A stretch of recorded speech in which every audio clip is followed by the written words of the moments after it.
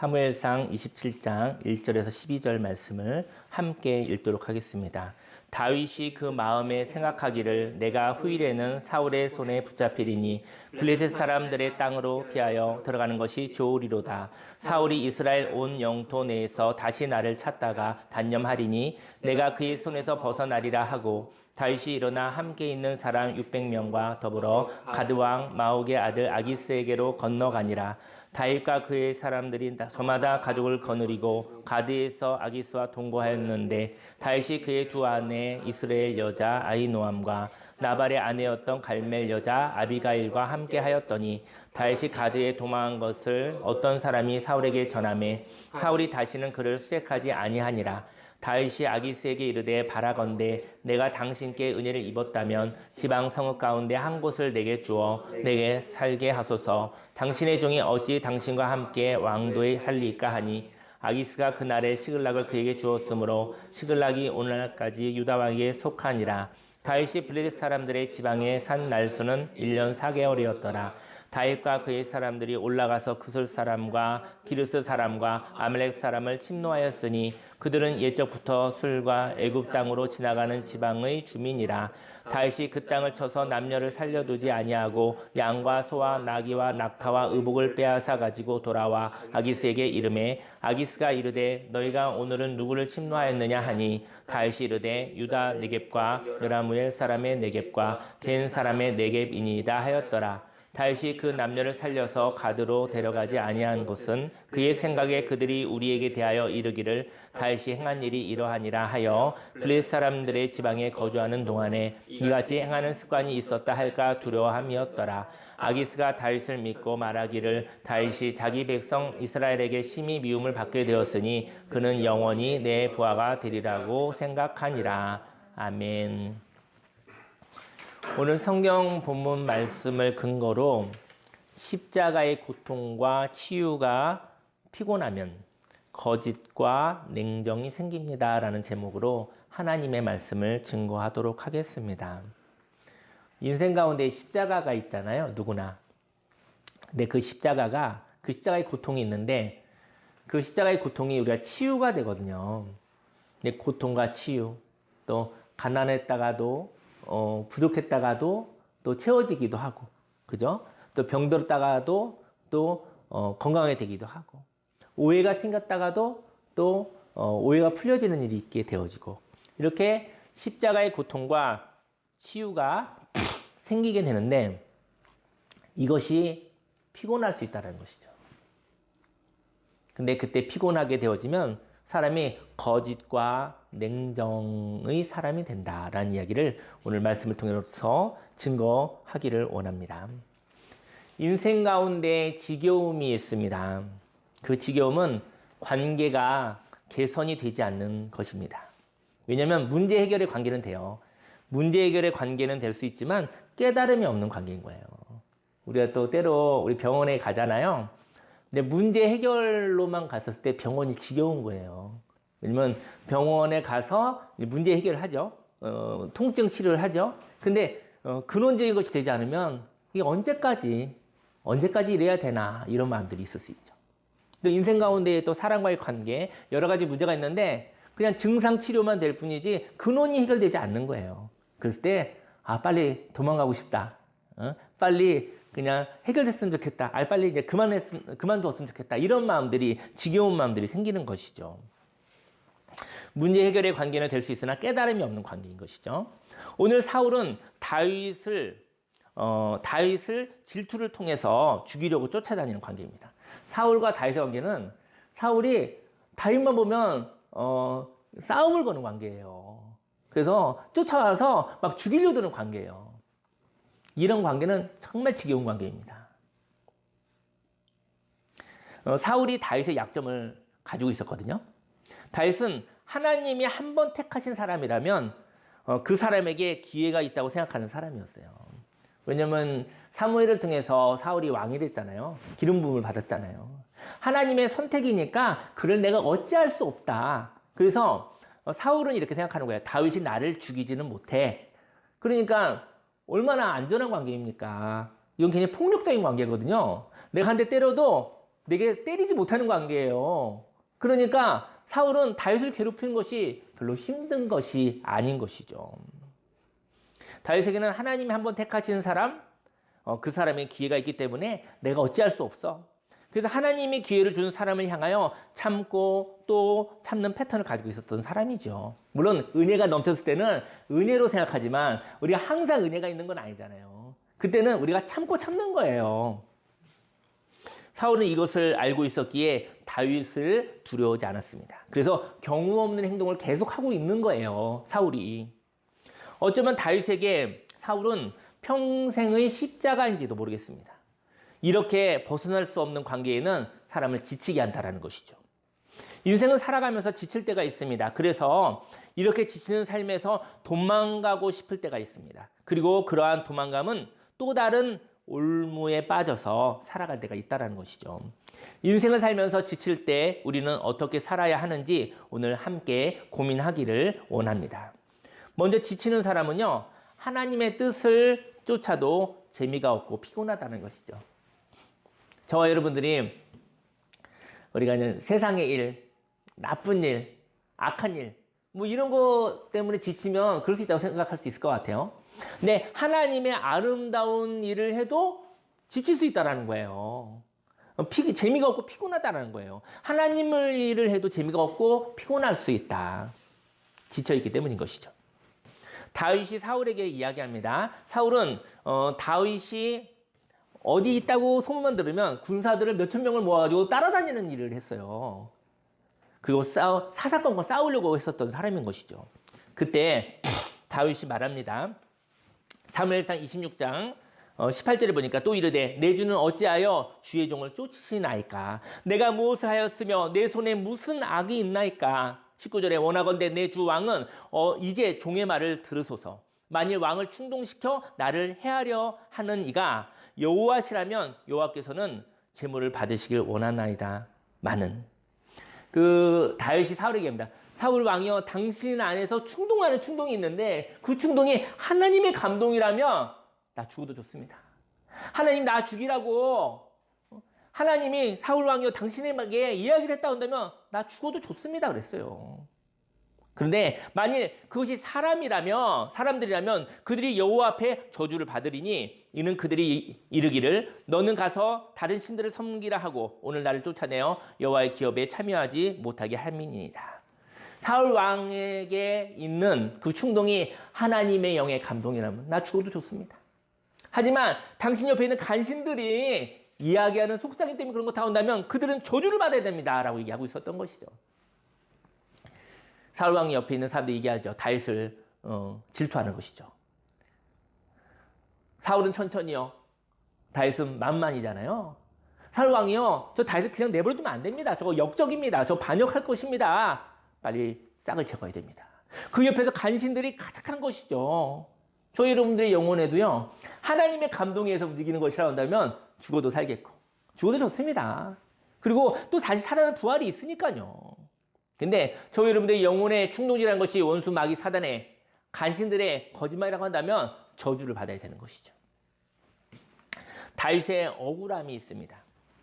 사울이 간신에게 속으면 자신을 죽이려고 한다는 것이죠. 다윗이 하프로 찬양을 했잖아요. 제가 볼 때는 사울은 내가 없는 사람, 기준이 없는 사람이었던 것 같아요. 사울은 좋은 사람하고 근무하고 있으면 좋은 사람이 되고 나쁜 사람이 있으면 나쁜 사람이 되고 그러니까 귀가 얇은 사람이었던 것 같아요. 그래서 좋은 문화 속에 있어야 되는데 사울과 함께 있는 사람들이 좋은 문화가 아니었던 것 같아요. 그래서 사울이 간신에게만 속으면 그냥 다윗이 하프를 하고 찬양을 하면 그때 아주 평화로웠거든요. 근데 옆에서 쏟다 불안한 이야기하고 두려운 얘기하면 그 마음이 격동되어지는 그런 마음이 약한 자였던 것 같습니다. 사울에게 하나님이 말씀하시면 그래서 사울이 자신을 죽이려고 하는 것이 하나님의 뜻이라면 본인은 죽겠다고 말합니다. 하지만 사람들이 사울을 충동시키는 것이라면 하나님이 그 간신들이 저주받기를 원한다고 다윗은 말하고 있는 것이죠. 그리고 사울이 간신들에게 속아서 몇천 명의 군대를 모아와요. 다시 어디 있다 함대하고 막 뜨면은 그 얘기만 들으면 몇천 명을 데리고 죽이러 가는 거예요. 이렇게 다윗을 쫓아다니는 것을 사는 삶을 살았는데 오늘 성경은 뭐라고 얘기하냐면요. 이렇게 얘기합니다. 다윗이 나는 이제 겸손하게 얘기하는 것이죠. 나는 벼룩과 같은 사람입니다. 여러분들, 저 여러분들 삶 속에 벼룩을 수색한다고 생각해봐요. 그 작은 벼룩을 수색한다는 것이 헛된 일 아닙니까? 벼룩 잡기 얼마나 힘들겠어요, 사실은. 너무나 작고. 사울은 마음에 충동이 있을 때마다 왕의 삶을 살지 못했어요. 사울은 왕이었어, 왕. 왕은 왕같이 살아야 되는 거예요. 왕은 나라를 위해서, 백성을 위해서 왕의 역할하고 살아야 되는데 옆에서 충동질하면 다윗이 떴답니다. 다윗이 주러 가십시다 그러면은 벼룩을 수색하듯이 쫓아다니는 거예요. 그는 왕의 역할을 못하는 것이죠. 그 안에는 분노와 그 안에는 질투와 그 안에는 불안함 때문에 결국은 왕의 역할을 못하는 것이죠. 죄 없는 다윗을 죽이려고 다니는 피곤한 삶을 살고 있었던 것입니다. 20절 말씀에 그런즉 청하건대 여호와 앞에서 먼 이곳에서 이제 나의 피가 땅에 흐르지 말게 하옵소서. 이는 산에서 메추라기를 사냥하는 자와 같이 이스라엘의 왕이 한 벼룩을 수색하러 나오셨습니다. 라고 얘기를 하고 있는 것이죠. 인생을 사는 것은 피곤합니다. 답이 정해져 있는 관계가 있어요. 오늘 사울과 다윗의 관계 그런 관계 같아요. 다윗이 이렇게 하죠. 나는 억울합니다. 나는 죄가 없는데 왜 나를 미워합니까? 라고 얘기하는 것이죠. 사울왕이요. 자신이 불안하다요. 왜 나를 이렇게 괴롭히는 것입니까? 왜 사울왕 당신은 죄를 지을 자유가 있고 나는 죄를 지을 자유가 없단 말입니까? 아마 이런 억울함이 그 다윗에게 지쳤을 때 있었던 마음일 것 같아요. 지쳐있지 않고 은혜가 충만했을 때는 그렇게 생각하지 않겠죠? 저희 여러분들 지치면 그런 거죠. 왜 쟤는 나쁜 짓 하고 왜 나는 나쁜 짓 못합니까? 이런 얘기 할 수 있는 거죠. 공평하지 않아요. 다 똑같이 죄 짓던지, 다 똑같이 선하게 살던지 해야 되는데 왜 누구는 죄 짓는 놈이 있고 누구는 선하게 살아야 되고 뭐 이런 이야기가 있을 수 있지 않겠습니까? 만일 은혜가 있다면 이유는 신분이 다르기 때문인 것입니다. 이렇게 하나님의 뜻을 쫓아도 다윗은 억울하였고요. 그리고 그는 자유가 없는 것 같기 때문이었습니다. 사울은 죄를 짓는 자유가 있는 것 같고 본인은 자유가 없는 것 같은 거예요. 그래서 지치는 거예요. 이때 깨달음이 필요합니다. 사울 왕이요, 사울아, 너는 죄에 묶여 있구나. 이렇게 보아야 되는 거예요. 죄를 짓는 사람한테 죄를 짓는 자유가 있구나라고 생각하지 마시고 그가 죄에 묶여 있구나. 하지만 나는 자유가 없는 것이 아니라 나는 죄를 짓지 않을 자유가 있구나 라고 깨닫는 것이죠. 사실은 사울이 죄 짓는 자유가 있는 것 같으나 죄에 묶여 있는 자였던 거죠. 다윗은 죄를 짓지 못하는 자유가 없는 것이 아니라 죄를 짓지 않을 자유가 있었던 사람인 것이죠. 신분이 달랐던 것이죠. 만일 상대편은 자유가 있는 것이라고 생각하고 나는 자유가 없다고 해석한다면 나는 지칠 것입니다.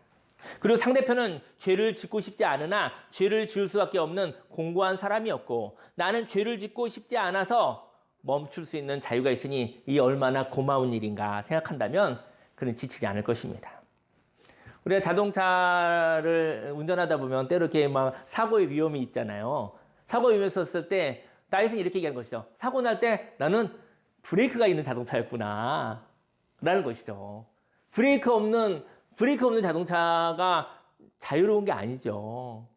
브레이크 없는 자동차는 위험한 거죠. 죄 가운데 빠질 수 있는 것이죠. 폭력의 도구가 될 수가 있는 것이죠. 저 여러분의 삶 속에 바로 죄를 짓지 않을 수 있는 자유가 있다면 브레이크 있는 자동차 얼마나 고마운 일인가라고 고백할 수 있는 것입니다.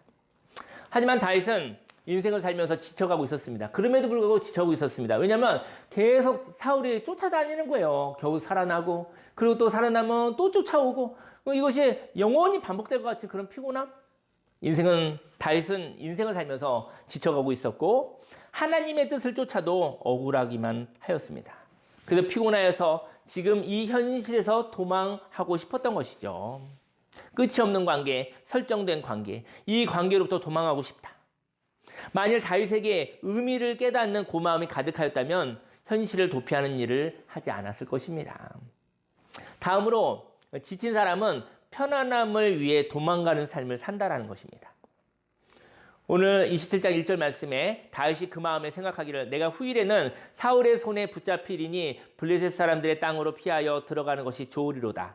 사울이 이스라엘 온 영토 내에서 다시 나를 찾다가 단념하리니 내가 그의 손에서 벗어나리라 하고 다윗이 일어나 함께 있는 사람 600명과 더불어 가드 왕 마옥의 아들 아기스에게로 건너가니라. 4절 말씀에 다윗이 가드에 도망간 것을 어떤 사람이 사울에게 전하매 사울이 다시는 그를 수색하지 아니하니라.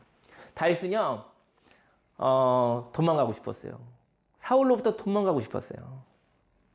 본인은 도의적으로 사울을 끊을 수가 없었어요. 왜냐하면 사울이 하나님께 기름 부음 받았다는 이유로 나는 저 사람을 해할 수 없다라고. 그래서 그를 사울과의 관계를 끊을 수 없었습니다. 그래서 사울이 얼씬할 수 없는 곳으로 도망가고 싶었던 거예요. 지겹고 너무나 피곤하고 피곤해서. 그래서 블레셋 왕인 아기스에게 가서 도움을 받아야겠다 생각했어요. 그곳에 가면 사울이 쫓아오지 않을 것이다 라는 생각이 든 것이죠. 아마도 사울보다 블레셋 왕 아기스가 더 강했던 것 같아요. 강해서 쫓아올 수 없었던 것 같아요. 사울은 다윗을 수색하는 일을 멈추었습니다. 그 이유는 블레셋 왕을 이길 수 없어서 체념하였던지. 왜냐면 더 강한 곳에 갔으니까 가서 쫓아갈 수가 없잖아요. 아니면 이렇게 생각했을 것 같아요. 아, 다윗이 타락했구나. 다윗이 타락해서 하나님을 떠났구나. 하나님이 버리셨구나. 그렇게 해석해서 질투와 분노가 생기지 않았을지도 모르겠습니다. 결국은 쫓아냈구나 이렇게 생각할 수도 있는 것이죠. 어쨌든 다윗은 사울과 단절할 수 있었습니다. 다윗은 사울로부터 자유로울 수 있었으나 도망감이라는 것을 통해서 현실을 떠나버린 것이죠. 저희 여러분들이 사는 이 자리가 도망가는 자리가 되지 않기를 예수님으로 축원합니다. 이 자리에서 잠깐 쉬는 건 좋아요. 쉬는 건 괜찮은데 이 자리를 두려워서 도망가는 자리가 아니기를 예수님으로 축원합니다. 물론 죄악의 자리라고 한다면 그때는 도망가고 피해야겠죠. 하지만 어려움이 있고 불편함이 있으나 이 자리에 하나님이 함께 하시는 자리라고 한다면 도망가는 일을 하지 않기를 예수님으로 축원합니다. 피곤하고 지쳤을 때 잠깐 쉬었다가 하나님께 은혜를 공급받고 그리고 다시 하나님과 함께 도전할 수 있었으면 좋겠습니다. 물론 죄악된 자리라고 한다면 당장 떠나시기를 예수님의 이름으로 축원합니다. 도망감이라는 것은요, 현실이 두려워서 행하는 것이거든요. 그래서 보다 강한 존재에게 도망가야 됩니다. 도망가려면요, 누구보다 도망가려면 어떻게 될까요? 멧돼지가 무서워서 도망가면은 호랑이에게 가야 되는 거예요, 적어도. 그죠? 멧돼지가 막 뿔을 받고 막 해요. 괴롭히잖아요. 근데 멧돼지가 도망가는데 토끼한테 가면 되겠습니까? 같이 짓밟히겠죠. 근데 호랑이한테 가야 되는 거예요. 근데 호랑이가 가서 먹힐 수가 있어요. 그러니까 강한 자에게 가야 된다라는 얘기를 하고 싶습니다. 보다 강한 존재에게 도망가야 도망가는 효과가 있습니다. 도망감의 결과는요, 보호와 의존입니다. 만일 인격적인 존재에게 도망간다면 보호를 받을 것입니다. 하지만 악한 존재에게 도망간다면 자유를 잃어버리는 값을 지불하여야 되는 것입니다. 다윗은 블레셋 왕 아기스에게 갔는데요. 거기서 생활을 해야 되잖아요. 생활을 위해서 이스라엘을 괴롭혔었던 사람들을 공격하며 양식과 물자를 약탈하는 일을 하게 되어집니다. 8절 말씀에 다윗과 그의 사람들이 올라가서 그술 사람과 기르스 사람과 아말렉 사람을 침노하였으니 그들은 옛적부터 술과 애굽 땅으로 지나가는 지방의 주민이라. 이 사람들이 그 이스라엘 백성들을 괴롭혔었던 사람들이에요. 그래서 그들에게 약탈하고 이렇게 해서 생활을 해요. 생계를 꾸리게 됩니다. 600명의 사람들을 먹여 살려야 되니까요. 9절에 다윗이 그 땅을 쳐서 남녀를 살려두지 아니하고 양과 소와 나귀와 낙타와 의복을 빼앗아 가지고 돌아와 아기스에게 이르매. 근데 뭐 이렇게 약탈을 해하는 거 졌는데 거기서 사람들 죽일 필요는 없는 거 아니겠습니까? 근데 남녀를 불구하고 다 죽여버린 거예요, 다윗이. 블레셋 왕이 약탈된 물건을 보고 물어보죠. 뭐라고 물어보냐면 10절에 아기스가 이르되 너희가 오늘은 누구를 침노했느냐. 이게 물건들이 많으니까, 그렇죠? 뭐 이렇게 동물들도 많고 재물들이 많으니까 어떻게 누구를 침노했느냐 물어본 거예요. 그랬더니 다윗이 이르되 유다 네겝과 여라무엘 사람의 네겝과 겐 사람의 네겝이니이다 하였더라. 거짓말을 하는 것이죠. 다윗이 침노한 사람들은 이스라엘에게 적이었지만 블레셋과는 우호적인 세력이었던 것이죠. 그래서 살인을 할 수밖에 없었습니다. 침노했는데 그 사람들이 블레셋 왕과 우호적인 세력이었던 거예요. 그리고 반대로 이제는 이스라엘 사람들이 싫어하는 사람들을 침노했다라고 거짓말을 하게 된 것이죠. 왜냐하면 블레셋 왕 거기서 살아남아야 되니까. 사울을 도망하여 갔지만 그는 블레셋 왕에게 속한 사람이 되어져 버렸죠. 그리고 거짓말을 해야 되는 사람이 되어야 됐고, 폭력적인 사람이 되어야 됐고, 살인자가 되어져야 됐던 것이죠. 11절에 다윗이 그 남녀를 살려서 가드로 데려가지 아니한 것은 그의 생각에 그들이 우리에게 대하여 이르기를 다윗의 행한 일이 이러하니라 하여 블레셋 사람들의 지방에 거주하는 동안에 이같이 행하는 습관이 있었다 할까 두려움이었더라. 비밀이 들통날까 두려웠던 것이죠. 마지막으로 지친 사람들이 급하게 형성하는 관계는요, 거짓과 냉정의 열매를 맺는다는 것이죠. 우리 이제 도망간 거예요. 우리가 도망갈 수도 있겠죠. 도망갔는데 그 도망가면 급하게 형성된 관계잖아요. 거기에 거짓과 냉정이 열매를 맺는다는 것이죠. 새로운 관계가 생겼습니다. 도움을 받는 자의 관계에 의하여 다윗도 관계를 설정해야 됐습니다. 다윗은 아군과 적군이 명확했거든요. 다윗은 블레셋의 도움을 받았지만 블레셋 왕의 친구들이 원수였던 것이죠. 다윗에게는 독립적인 관계, 하나님과의 관계가 있었습니다. 하나님을 믿지만 하나님을 세상보다 작게 믿는 자는 거짓말을 할 수밖에 없습니다. 다윗은 자신의 삶을 살아야 했습니다. 과거는 사울의 질투에 의하여 생명의 위협을 받았다면 지금은 자신의 모습을 지키기 위해서 거짓말을 해야 되는 삶이 되어졌던 것이죠. 사울과 있었을 때는 피곤했었어도 지쳤었어도 거짓말은 안 해도 됐었던 거예요. 하나님이 건져주신 대로 또 하나님이 응답해 준 대로 사는데 그게 피곤했던 거예요. 하지만 죄는 짓지 않아도 됐었던 거예요. 그 피곤함으로부터 도망갔더니 블레셋 왕의 도움을 받았지만 거기서는 죄를 짓는 삶이 시작되어졌던 것입니다. 그래서 거짓말을 숨기기 위해 모든 생명의 수단으로 거짓말을 숨기기 위해 생명을 수단으로 보았다는 것이죠. 사람을 수단으로 보니, 다시 말해 생명 없음으로 보니 생명을 죽이는 것으로 열매를 맺었죠. 바로 초세술이 생긴 것이죠. 그 사람들로 안 보였던 거예요. 내가 살기 위해서 생명 없는 그 수단으로 본 거예요. 사람을 죽일 때 느낌이 없었던 거예요. 내가 살기 위해서 거짓말하고 내가 살기 위해서 사람을 죽이는 일이 생명을 죽인다고 생각하지 않았었던 거예요. 어찌 보면 인간적으로 보면 나를 죽이려고 했었던 사울을 향해서 사울을 죽일 수 있는 기회가 여러 번 있었잖아요. 그때 아마 다윗이 사울을 죽였다고 해서 사람들이 뭐라고 하지 않았을 것 같아요. 날마다 너를 죽이려고 했었던 그 사울을 네가 정당방위하고 죽이는데 그거는 뭐라고 하지 않았을 것 같아요. 근데 하나님이 세우신 사람이라 그 사람에게 다시 회개할 기회가 있을지 몰라라고 생각해서 죽이지 않았었던 그 다윗이 블레셋에 와서는 거짓말을 하고 죄 없는 생명들을 다 죽여버린 거예요. 그 일을 하게 된 것이죠. 다윗은 생명을 느끼지 못하는 기계가 되어졌던 것이죠. 다윗은 냉정하고 거짓말을 해야 하는 사람이 되었던 것입니다. 다윗은 지금 파괴되는 중이었습니다. 다윗이 이제 이렇게 변화되어졌던 것 같습니다. 피곤한 사람은 일을 많이 한 사람입니다. 저 여러분들 일을 많이 하시죠? 돈을 많이 벌든 돈이 되어지지 않는 봉사를 할지라도 우리는 일을 많이 합니다.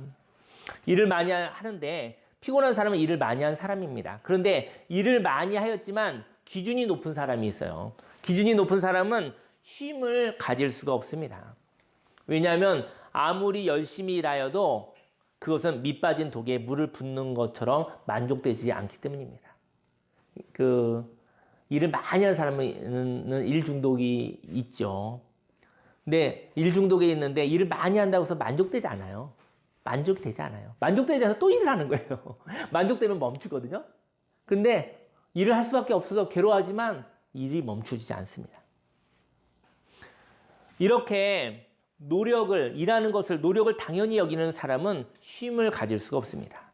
그래서 지치는 것이고 어딘가로 도망가야 하는 것이었던 것이죠. 근데 그 도망한 곳이 자기 자신을 부인하여야 하는 파괴의 자리로 갈 수 있는 것입니다. 저는 어떤 사람이 있었는데 인생 가운데 칭찬을 받기 위해서 엄청난 노력을 하는 사람이 있었어요. 칭찬받기 위해서 엄청난 노력을 하는 사람이 있었습니다. 그 사람은 노력에 묶인 사람이었거든요. 저는 이런 이야기를 해요. 어떤 얘기를 하냐면은, 노력이 그 우상일 수 있다라는 거 아십니까? 노력은 굉장히 좋은 덕목이잖아요. 노력을 통해서, 많은 노력을 통해서 대한민국도 잘 사는 나라가 되어졌고요. 노력을 통해서 많은 성취가 일어났습니다. 근데 노력도 과학이 되면 우상이 될 수 있다는 것이죠. 근데 칭찬받기 위해서 노력에 묶인 사람이 있었습니다. 저는 그에게 이런 얘기를 했습니다. 뭐라고 했냐면은, 인생을 살다가 노력을 안 할 때가 있잖아요. 쉴 때는 노력을 안 해야 되거든요. 애쓰지 않아야 되거든요. 노력하는 사람은 쉴 수가 없어요. 그러니까는 노력에 묶였다는 건 계속 노력할 수가 있어요. 계속 애쓰는 것밖에 할 수가 없어요. 그에게 노력은 있는데 쉼이 없는 거예요, 쉼이. 근데 노력을 하는 사람은 왜 쉬지 못하는지 아십니까? 노력이 없을 때 비난이 있어요, 비난.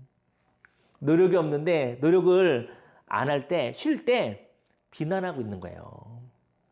근데 저는 혹시 여러분들 혹시 노력의 사람이라고 한다면 쉬어야 될 때는요, 내가 노력하지 않아도, 내가 쉬어도 비난하지 않고 칭찬하는 심심함의 사람이 돼야 돼요. 심심한 것도 즐거워해야 되는 것입니다. 근데 원래 한국 사람들이 일중독이 많잖아요. 심심하면 죄 지은 줄 알아요. 그래서 쉼이 없어서 사실은 파괴되어지는 것입니다. 그리고 노력이 있다 할지라도, 만약에 노력이 있잖아요. 노력을 하는데 그 사람이 당연하게 여기는 거예요. 당연하게. 노력을 하는데 당연하게 여기게 되어지면 당연하게 여기는 사람은 억울하죠. 노력을 했을 때 당연하게 여기지 않기를 예수님으로 축원합니다. 그때 내가 수고하였다고 칭찬하는 표현이 필요하다는 것이죠. 노력을 했는데 당연해. 또 노력했는데 당연해. 그 사람은 억울합니다. 그리고 지치는 것입니다. 그리고 이런 곳에서 있고 싶지 않은 거예요. 그래서 도망가고 싶은 거예요. 내가 아무리 노력해도 당연하게 여기는 곳에서는 내가 번아웃 되고요. 결국은 도망가야겠어. 도망가려고 하다가 사실은 급하게 도망가다가 사실은 올무에 빠지는 일이 있게 되어지는 것입니다. 찬양을 틀어주세요.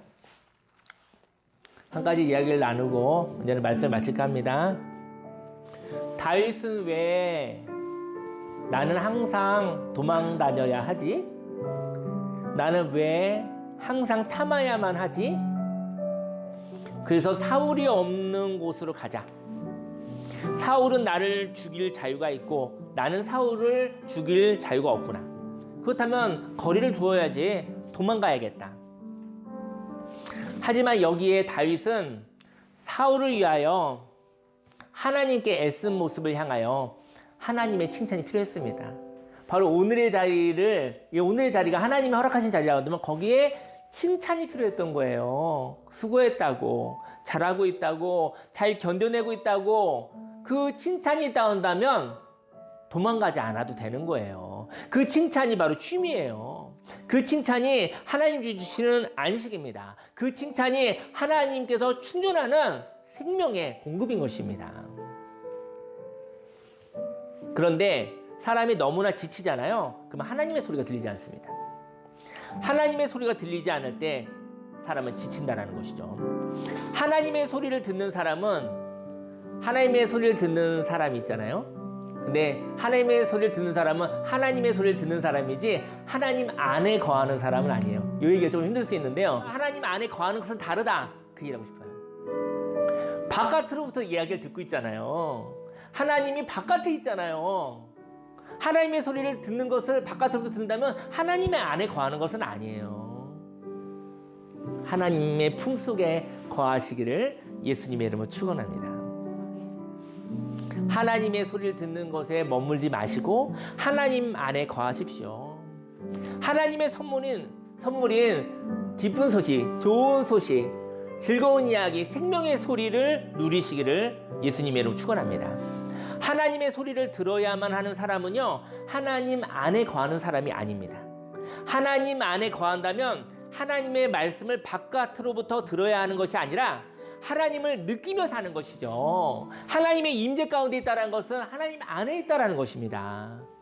하나님을 느끼며 살아가는 사람은 내가 하나님의 안에 있는 것입니다. 요한복음 15장 7절에 너희가 내 안에 거하고 내 말이 내 안에 거하면 무엇이든지 구하라 그리하면 이루리라. 신앙 고백이 중요합니다.